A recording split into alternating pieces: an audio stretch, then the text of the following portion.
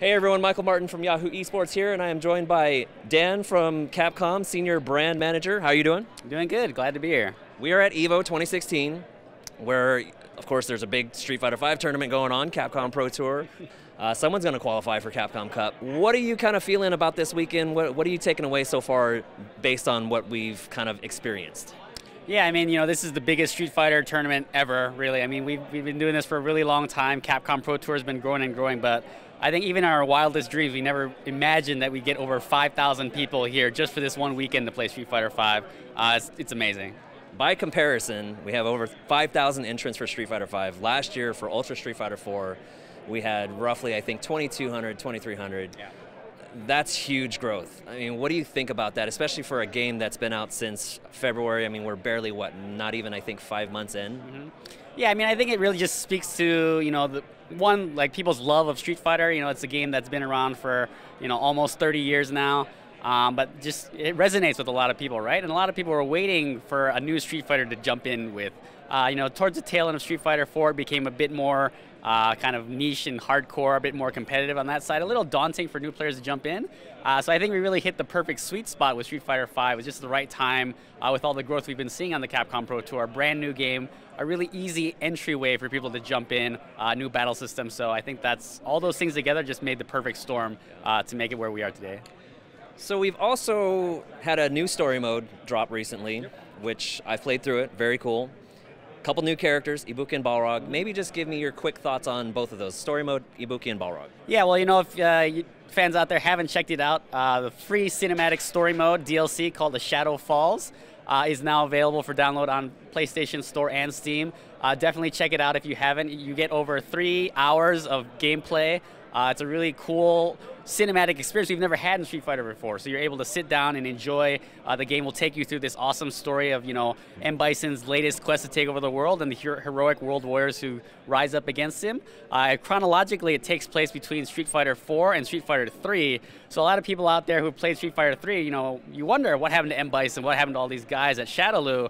A Shadow Falls, this story mode DLC is what explains that gap in the chronological progression of the story. But it is free DLC, so you do need to go to the store and download it manually, but it is free, so definitely check it out. And Balrog and Ibuki, what more can I say? Fan favorite characters, a lot of people are really excited to play them, and we're going to be excited to see how the players at EVO adapt to those new characters, and then also further down the line, even more characters and content coming. So just a lot of really great stuff. It's never been a better time for players to jump in on Street Fighter V for sure. We're in pool, so we've seen a couple of Ibuki and Balrog players or players bring those characters out. So it is interesting to see what's going to happen, as we get deeper in this tournament. But one of the other things is with the cinematic story mode, there's a bunch of new characters. A couple that will actually get to play DLC characters, Jiri and Urien. I'm so glad I didn't say Jirian. Can you talk to me a little bit about those characters? How you feel those characters fit in, competition-wise? Mm-hmm. Yeah, I mean, well, the characters are available. Jiri and Urien are both playable in the story mode as kind of like a free trial. We wanted to give the fans something really fun. It's kind of like a sneak preview of what the content is to come. So they're not actually, tournament ready just yet. We're still working on the battle balance day in and day out on the back end.